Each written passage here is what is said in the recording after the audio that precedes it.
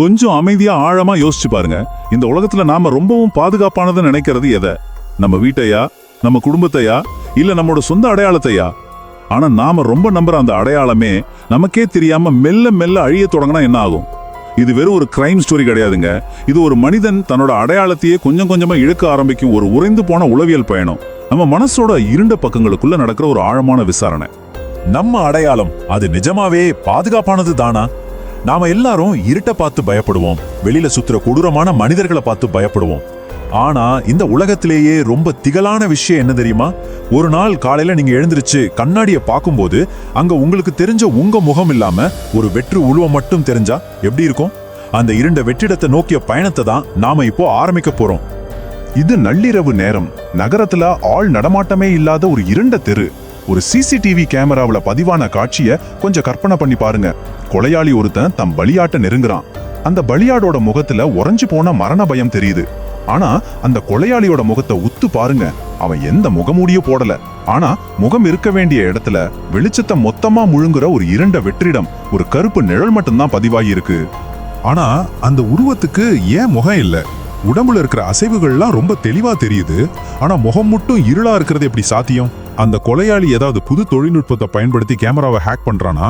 விவரிக்கவே முடியாத இந்த காட்சி இந்த வழக்கை விசாரிக்கிற துப்பறியும் அதிகாரியான விக்ரமோட மூளைக்குள்ள ஒரு ஆழமான மூச்சு திணற வைக்கிற பயத்தை மெல்ல மெல்ல விதைக்க ஆரம்பிக்குது. இங்கிருந்துதான் ஒரு துப்பறியும் அதிகாரியின் மனச்சிதைவு மெதுவா ஆரம்பமாகுது. எந்த ஒரு டிஜிட்டல் தடயமுமே கிடைக்காத இந்த வழக்கோட பிரஷர் விக்ரமோட மனநிலைய மெல்ல மெல்ல சிதைக்க தொடங்குது. ஒரு நாள் ராத்திரி ரொம்பவே சோர்வோட வீட்டுக்கு திரும்புற விக்ரம் தன்னோட படுக்கையறை கண்ணாடியை பார்க்கறான். அங்க குளிர்ந்த அந்த நீல நிற நில ஒளியில ரத்தத்தால் எழுதப்பட்ட ஒரு மிரட்டல் வாசகம். எந்த ஒரு தடயமும் இல்லாம அவனோட அந்த பாதுகாப்பான அறைக்குள் எப்படி அந்த கில்லர் வந்தான்? விக்ரமோட ஒவ்வொரு ரகசிய நகர்வையும் அவனோட ஆழ்மன சிந்தனைகளையும் அந்த முகமில்லாத கில்லர் எப்படி இவ்ளோ துல்லியமா படிக்கிறான் அப்படிங்கிற சந்தேகம் விக்ரம உழுக்க ஆரம்பிக்குது. ஆனா அந்த கண்ணாடி ஏன் மாறணும்? பொதுவா கண்ணாடி எப்பவுமே உண்மையை மட்டும்தானே காட்டும். ஆனா விக்ரமோட உலகத்துல அந்த கண்ணாடி அவனோட ஆழ்மன பயத்தை, அவனுக்கே தெரியாத ஒரு ஆபத்தை பிரதிபலிக்க தொடங்குது. அவன் பார்க்கிற அந்த பிம்பம் அவனோடது தானா, இல்ல அந்த பிம்பத்துக்கு பின்னாடி வேற ஏதோ ஒழிஞ்சிருக்கா அப்படிங்கிற சந்தேகம் அவனுக்குள்ள மெதுவா ஊடுருவுது. பயம் எப்பவுமே வெளியில இருந்து வர்றது இல்லங்க, அது நமக்குள்ள இருந்து தான் உருவாகுது. யாரும் இல்லாத ஒரு தனிமையான தெருவுல விக்ரம் நடந்து போயிட்டு இருக்கான். அங்க எரியிற மஞ்சள் நிற தெருவுல கூட வெளிச்சத்துல அவனோட நிழல் செங்கற்சுவத்துல விழுது. ஆனா அந்த நிழல் அவனோட அசைவுகளில இருந்து கொஞ்சம் விலகி நின்னு அவனை ஒரு அச்சுறுத்தலா உத்து பாக்குறது போல அவனுக்கு தோணுது. கில்லர் தான் மூளைக்குள்ளேயே புகுந்துட்டான் அப்படிங்கிற அந்த பாரனோயாவால விக்ரம் தன்னோட சொந்த நிழலை பார்த்தே மிரள தொடங்குறான். இந்த மர்மத்தின் வேர்களை தேடி நாம கடந்த காலத்தின் நிழல்களை பத்தி புரிஞ்சுக்க வேண்டி இருக்கு. இந்த தொடர் கொலைகளுக்கு பின்னாடி ரொம்பவே இருண்ட ஒரு கடந்த காலம் மறைஞ்சிருக்கு. இந்த கொலைகளோட வேர் பல வருஷங்களுக்கு முன்னாடியே விதைக்கப்பட்டிருக்கு. இணையதளத்தோட இருண்ட பக்கங்கள்ல மறைஞ்சு வாழ முகமறியாத நபர்களோட ஒரு ரகசிய குழு ஒரு நிரபராதிய மிக கொடூரமா மன உளைச்சலுக்கு ஆளாக்கி தற்கொலைக்கு தூண்டுறாங்க. அந்த நிரபராதி வேற யாரில்ல, விக்ரமோட சொந்த தம்பி தான். பெயரற்ற முகமற்ற அந்த இணையதள கூட்டத்துக்கு மரண தண்டனை கொடுக்கவே இந்த முகமில்லாத கில்லர் அவதாரம் எடுத்திருக்கான் அப்படிங்கிற இருண்ட உண்மை இப்போ கொஞ்சம் கொஞ்சமா புரிய தொடங்குது.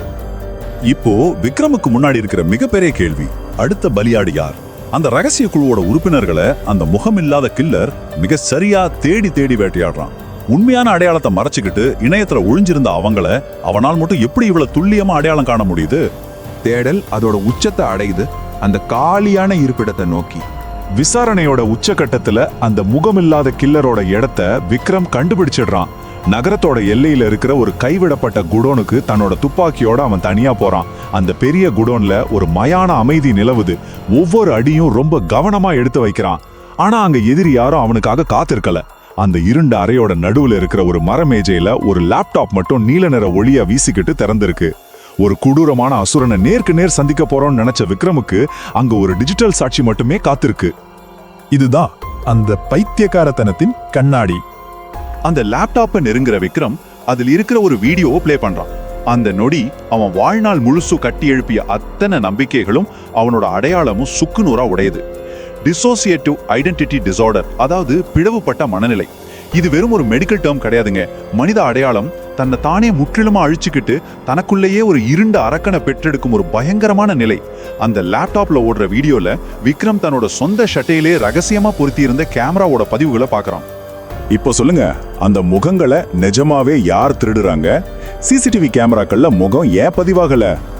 விக்ரமோட மூளைக்குள்ள ஒரு இருண்ட உண்மை மின்னல் மாதிரி விட்டுது.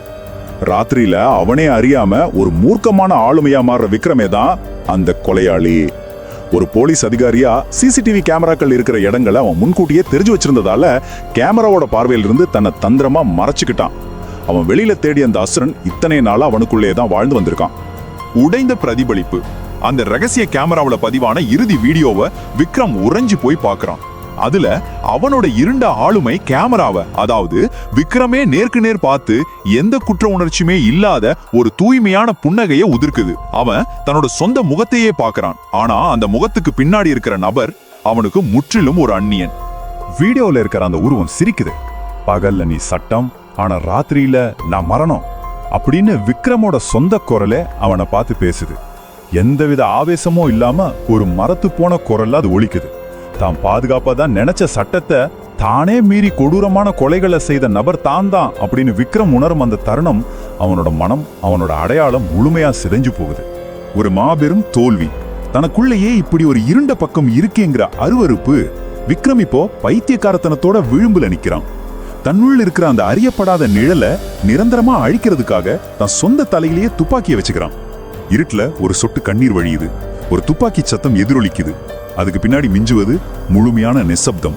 இப்போ சொல்லுங்க, நம்ம மனசுக்குள்ள ஒளிஞ்சிருக்கிற அந்த இருண்ட நிழல்கள் எப்போ விழித்தெழும்னு உங்களுக்கு தெரியுமா? நீங்க கண்ணாடியை பார்க்கும்போது அங்க தெரிவது உண்மையிலே நீங்க தானா?